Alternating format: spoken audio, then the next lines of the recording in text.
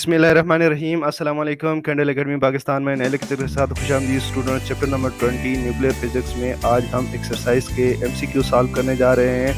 ये second year की physics है, फेडरल और केपीके का कोर्स हम फॉलो कर रहे हैं। चलते हैं क्वेश्चंस की तरफ।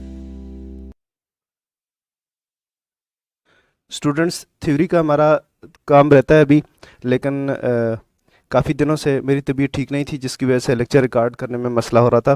तो आज हम एक्सरसाइज स्टार्ट करने वाले हैं, क्योंकि पेपर नज़दीक है। तो कोशिश करेंगे इन 2 दिनों में हम कम से कम एक्सरसाइज जो है कंप्लीट कर लें।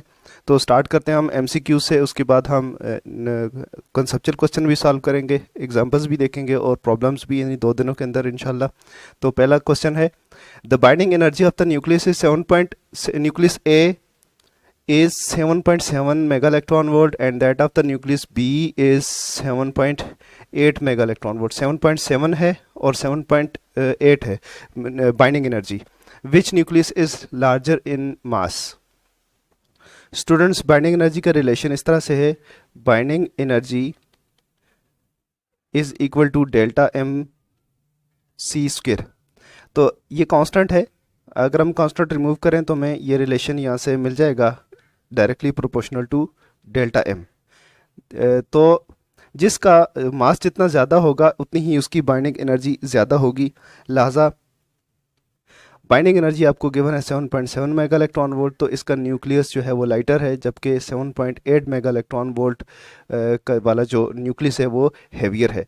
तो ये बी ऑप्शन करेक्ट होगी। इसको हमने ऑप्शन सही कर दिया, न्यूक्लियस ए न्यूक्लियस बी। बाकी ये है कि इसको हम हाईलाइट कर देते हैं, ये दुरुस्त है, ऑप्शन बी। जितनी बाइंडिंग एनर्जी ज़्यादा होगी उतना ही न्यूक्लियस हैवी होगा, या जितना न्यूक्लियस हैवी होगा इतनी ही बाइंडिंग एनर्जी ज़्यादा होगी। नेक्स्ट क्वेश्चन है, how many neutrons are there in nuclide ZN3066। ये इस तरह से लिखा हुआ है, ZN66 यहाँ टॉप पे लिखा हुआ है और 30 यहाँ पे है। तो इसमें नंबर ऑफ़ न्यूट्रॉन्स पूछे हुए हैं। हम लोग जानते हैं कि ये है एटॉमिक मास और ये एटॉमिक नंबर। एटॉमिक नंबर का मतलब होता है नंबर ऑफ़ प्रोटॉन्स और एटॉमिक मास होता है number of protons plus number of neutrons. तो नंबर ऑफ़ न्यूट्रॉन्स इसमें से फाइंड करने हैं, तो आप कैसे फाइंड करेंगे? नंबर ऑफ़ न्यूट्रॉन्स को हम n से डिनोट करते हैं और फाइंड कैसे करेंगे? 66 माइनस यानी ये जो मास है, एटॉमिक मास जो है उसको आप a से डिनोट करते हैं और एटॉमिक नंबर z से। तो a माइनस z जो करेंगे आपके पास आ जाएगा नंबर ऑफ़ न्यूट्रॉन्स। तो a है आपके पास 66 माइनस z करेंगे 30, तो आपके पास आंसर आने वाला है 36। तो 36 वाली ऑप्शन दुरुस्त है, ये ऑप्शन सी है, तो इसको हाईलाइट कर लेते हैं। नेक्स्ट क्वेश्चन है, मास equivalent of 931 mega electron volt energy is equal to 6.02 10 to power minus 23 1.66 10 to power minus 27 kg और 2.6। इस तरह ये 4 ऑप्शंस हैं। इससे पहले हम कैलकुलेशन से फाइंड कर लेते हैं। सबसे पहले को आप इक्वेशन लिखें, E is equal to m c square. Mass हमने फाइंड करना है तो इसको अलग से करें, m is equal to E upon C square. अब आपके पास एनर्जी जो है वो इलेक्ट्रॉन वोल्ट में गिवन है, इसको जाउज में लाना पड़ेगा, क्योंकि ये जो इक्वेशन है ये यहाँ पे आपको जाउज में एनर्जी पुट करना पड़ती है। तो जाउज में एनर्जी पुट करेंगे तो इसके बाद ये हमारे पास आंसर आ जाएगा कि कौन सा ऑप्शन दुरुस्त है। तो 931 मेगा इलेक्ट्रॉन वोल्ट है, 931 और इंटू इसको मेगा इलेक्ट्रॉन वोल्ट में है, तो इसको कन्वर्ट करने के लिए हमें सबसे पहले तो 10 टू पावर 6 लिखना पड़ेगा। मेगा इलेक्ट्रॉन वोल्ट से इलेक्ट्रॉन वोल्ट में आ गए और 1.6 से मल्टीप्लाई करना पड़ेगा। चार्ज ऑफ इलेक्ट्रॉन से 1.6 10 टू पावर माइनस 19 कूलम से। अब ये एनर्जी जो है वो जाउल्स में आ चुकी है और नीचे हम मल्टीप्लाई करेंगे speed of light 10 to power 8 3 into 10 to power 8। आप बच्चों इसको सॉल्व करेंगे, वीडियो को पॉज करके आप इसको सॉल्व करेंगे तो आपके पास आंसर आने वाला है 1.6776 into 10 to power minus 27 kg। तो ये ऑप्शन कहाँ पे आपको दिखाई देती है? ये है 1.776, तो ये करीब तरीन है हमारे पास 1.766। हो सकता है आपके पास एग्जैक्टली आंसर भी यही आए। बहरहाल ये ऑप्शन बी दुरुस्त है। नेक्स्ट क्वेश्चन, नेक्स्ट क्वेश्चन है energy equivalent of 1 kilogram of matter is about 10⁻⁻15 joules 1 joules and 10⁻⁻12 joules. बच्चों ये आखिरी 10⁻17 जाउल्स लिखा हुआ है, तो ह्यूज डिफरेंस है, ये माइनस में है इनकी पावर्स और ये सिर्फ जाउल्स में है, तो 10⁻17 जाउल है। अगर ऐसा आ जाए तो आप इसको इतना डिफरेंस आ जाए तो आप सबसे बड़ी वाली को टिक कर दें, क्योंकि 1 किलोग्राम जो है मैटर जो है उसको एनर्जी में कन्वर्ट करें तो जाउल्स में बहुत ज़्यादा आता है। तो एक तो ये है, दूसरा आप इसको सॉल्व कर सकते हैं कि वो इस तरह कि E = mc² में आप पुट करेंगे। E = हमने क्या फाइंड करना है, जाउल्स में मास 1 kg, तो 1 kg ही यहाँ पे पुट करेंगे। तो यहाँ C की वैल्यू डालें 3 × 10⁸ और इसका स्क्वायर आप करेंगे तो ये आपके पास बनने वाला है 3 का स्क्वायर 9 और 8 2s are 16, तो ये बनता है 16, बट 9 तो ऑलमोस्ट 10 के इक्वल ही होता है, मतलब 10 के करीब करीब है, तो हम इसको 10 पुट कर लेते हैं, तो 10⁻16 है।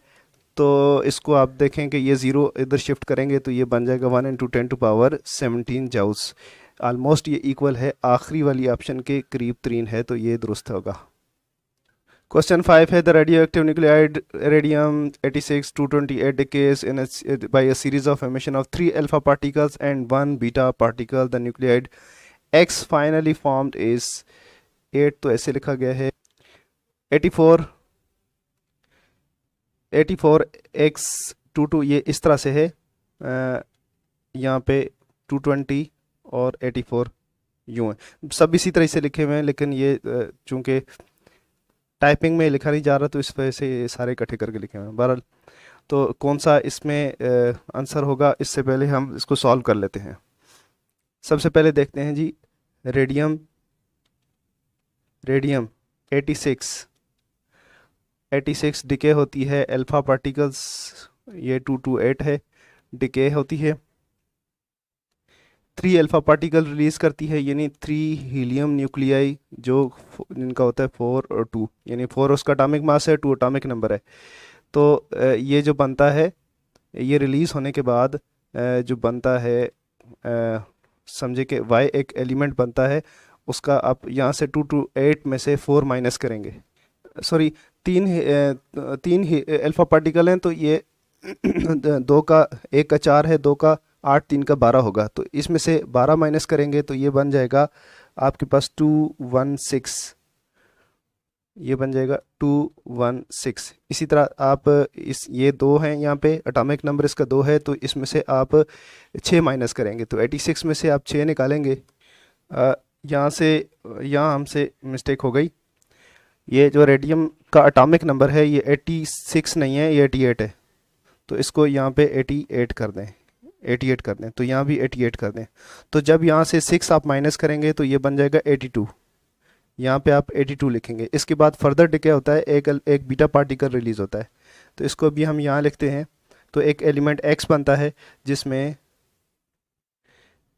आप का ये 216 ही रहेगा, 216 और 82 जो है, इसमें एक अल्फ़ा पार्टिकल जब रिलीज़ होता है स्टूडेंट्स, अल्फ़ा पार्टिकल रिलीज़ होता है एक न्यूट्रॉन से, sorry beta particle electron neutron से जब रिलीज़ होता है, तो न्यूट्रॉन जो है एक इलेक्ट्रॉन को रिलीज़ करने के बाद ख़ुद प्रोटॉन बन जाता है। तो जब प्रोटॉन बनता है तो उसके एटॉमिक नंबर में 1 का इजाफा हो जाता है, तो इसलिए 82 से 83 हो जाएगा। लेकिन मास नंबर पे फ़र्क इसलिए नहीं पड़ता क्योंकि न्यूट्रॉन पहले एक न्यूट्रॉन था, अब वो प्रोटॉन बन चुका है, तो मास नंबर में कंट्रीब्यूशन उतनी ही रहती है, उससे फ़र्क नहीं आता।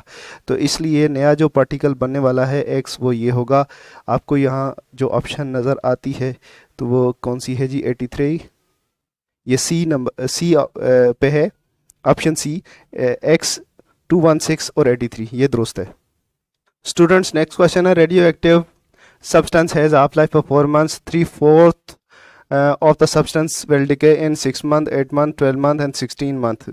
तो ये हम इसका हिसाब लगाएंगे। सबसे पहले हम इस देख लेते हैं कि फ़र्ज़ करें आपके पास इतना मास हो, तो फर्स्ट हाफ लाइफ में उसका डिके कितना होगा, आधा। हाफ लाइफ वो टाइम होता है कि जिसमें कोई भी अपेरेंट एलिमेंट जो होता है, एटम होता है, उसके आधे पार्टिकल्स या आधे उसके एटम बच जाते हैं, आधे डिके हो जाते हैं। तो फर्स्ट हाफ लाइफ में ये आधा गया, अगली हाफ लाइफ में अकॉर्डिंग टू डेफिनीशन आधे का आधा और चला जाएगा। तो अब आप अगर इसको इस तरह से करें, इसके 4 ऐसे करें, तो ये बनता है 3/4। तो 3/4 कितनी हाफ लाइफ में डिके हुआ? ये वाला पार्ट एक हाफ लाइफ में हो गया और ये सेकंड हाफ लाइफ में हो गया। तो ये कुल मिला के 2 हाफ लाइफ में डिके हुआ। तो एक हाफ लाइफ अगर 4 मंथ की हो, 2 हाफ लाइफ 8 मंथ्स की होंगी, तो आपकी ऑप्शन बी करेक्ट है। दूसरे तरीके से फाइंड कर सकते हैं 1/2 की power n is equal to ये होता है 3/4 गिवन है कि 3/4 डिके हो गया है। ठीक है जी, तो हम इसको लिख सकते हैं 1/1 माइनस 1/4। ठीक है जी, तो 1/4 को हम लिख सकते हैं 1/2 का स्क्वायर। तो यहाँ पे जो बराबर होगा 1/2 का पावर n किसके बराबर होगा? 1/2 की पावर 2। तो बेसिस बराबर हैं तो एक्सपोनेंट बराबर होंगे, n इज इक्वल टू 2। तो पहली हाफ लाइफ, एक हाफ लाइफ अगर 4 मंथ की है तो 2 हाफ लाइफ 8 मंथ्स की होंगी। इस तरह भी आप लिख सकते हैं। स्टूडेंट्स 20.7 क्वेश्चन है, gamma radiations are emitted due to deexcitation of atom, deexcitation और excitation of nucleus, excitation of atom, excitation of nucleus. देखें जी, एनर्जी रिलीज एटम से जो होती है, हमने उसके बारे में बड़ी डिटेल से पढ़ा हुआ है कि एटम से एनर्जी रिलीज जब होती है कि जब एटम डी एक्साइट हो, एक्साइटेड स्टेट में जाता है एनर्जी एब्जॉर्ब करता है, और जब डी एक्साइट होता है एनर्जी रिलीज करता है। इसी तरह बच्चों, न्यूक्लियस से जो एनर्जी रिलीज होती है, न्यूक्लियस से एनर्जी भी डी एक्साइटेशन के दौरान रिलीज होती है। एटम की तरह न्यूक्लियस भी एक्साइट होता है और एटम की तरह न्यूक्लियस भी डी एक्साइट होता है। जब न्यूक्लियस डी एक्साइट होता है तो ये गैमा रेडिएशन रिलीज करता है, गैमा रेडिएशंस। तो बच्चों किस वजह से रिलीज होती है गैमा रेडिएशन? न्यूक्लियस से, न्यूक्लियस की डी एक्साइटेशन की वजह से। तो कौन सी ऑप्शन दुरुस्त है? डी एक्साइटेशन ऑफ एटम दुरुस्त नहीं है, डी एक्साइटेशन ऑफ न्यूक्लियस, ये ऑप्शन नंबर बी दुरुस्त है। इसको हाईलाइट कर देते हैं। नेक्स्ट क्वेश्चन है बच्चों, यूनिट्स को 20.8 है, unit of decay constant lambda is metre second, per metre, metre और पर सेकंड। इसको सॉल्व कर लेते हैं। लैम्डा से डिनोट करते हैं हम डिके कांस्टेंट को, और ये होता है delta n upon n। Delta n यानी change in number of atoms, और डिवाइडेड बाई पर original divided by total amount of atoms, total number of atoms. ठीक है जी, और इसको डिवाइड करते हैं हम डेल्टा t के साथ। तो ये होता है, इसको हम यूँ भी लिखते हैं delta n upon n multiplied by delta t। ठीक है जी, तो आप देखें n ये नंबर ऑफ एटम्स हैं, तो ये रेशो है, इसके यूनिट भी जो भी होंगे सेम होंगे, क्योंकि ऊपर नीचे दोनों सेम क्वांटिटीज़ हैं। तो ये यूनिट कैंसिल हो जाएंगे, तो यूनिट किसका बचेगा फिर? सेकंड का। बल्कि ये ऊपर नहीं आएगा, ये डिनोमिनेटर के अंदर होगा, क्योंकि ये डेल्टा n अपॉन n इसको हमने सब्स्टिट्यूट किया, तो ये डिनोमिनेटर में जाएगा। तो ये इस तरह से होगा, delta n divided by n delta t। तो इसके जो यूनिट्स होंगे वो, यानी इसका यूनिट तो कोई नहीं होगा, तो 1/सेकंड होगा। तो 1/सेकंड को हम पर सेकंड कहते हैं या ऐसे कहते हैं। तो इसका जो यूनिट्स होंगे पर सेकंड होंगे। तो कौन सी ऑप्शन दुरुस्त है? डी, उसको हाईलाइट कर देते हैं। सेकंड लास्ट क्वेश्चन है 20.9, which of the following basic force is able to provide an attraction between two neutrons. Nucleus के अंदर न्यूट्रॉन्स भी हैं, प्रोटॉन्स भी हैं, तो सारे एक दूसरे से जुड़े हुए हैं, मीन्स के there is some attractive force which holds the nucleons. तो सारे न्यूक्लियॉन्स को बांध के रखती है। न्यूट्रॉन के ऊपर जब चार्ज कोई नहीं है, तो न्यूट्रॉन के दरमियान कौन सी फोर्स है जो न्यूट्रॉन को बांध के रखती है? यही क्वेश्चन है। तो इसका जवाब है इलेक्ट्रोस्टैटिक एंड न्यूक्लियर फोर्स। ये दुरुस्त नहीं है, क्योंकि इलेक्ट्रोस्टैटिक्स न्यूट्रॉन के ऊपर इलेक्ट्रिक चार्ज ही नहीं है, तो इलेक्ट्रोस्टैटिक फोर्स इसमें एग्जिस्ट नहीं करती, तो ये नहीं है।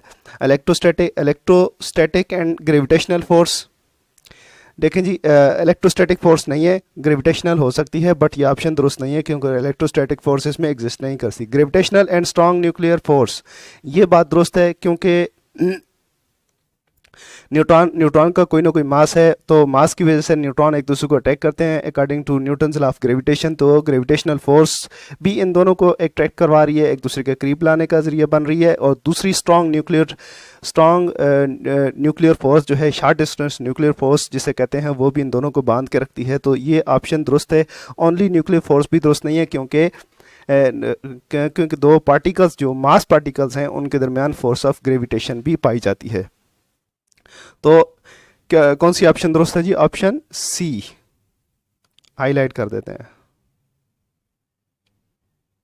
लास्ट क्वेश्चन है बॉटम क्वार्क कैरीज चार्ज 2/3 ई। ये ई जो है ना ऊपर है, 3 के साथ नहीं है, एक चीज़ ये, तो हमने थोड़ा सेपरेट कर दिया इनको। 2/3 ई, -2/3 ई, 1/3 ई और -1/3 ई। ई इलेक्ट्रॉन का चार्ज है, बॉटम क्वार्क एक पार्टिकल है, इसके बारे में हम थ्योरी में डिटेल से बात करेंगे अगर टाइम मिला तो। इसका चार्ज जो है नेगेटिव होता है और ई होता है, इलेक्ट्रॉन के चार्ज का थर्ड पार्ट होता है बॉटम क्वार्क के ऊपर। तो ऑप्शन जो लास्ट है इसको हम हाईलाइट कर देते हैं। इसके साथ ही हमारा आज का लेक्चर ख़त्म हुआ। नेक्स्ट लेक्चर में हम कंसेप्चुअल क्वेश्चन स्टार्ट करने वाले हैं। इजाज़त दीजिएगा, अल्लाह हाफिज़।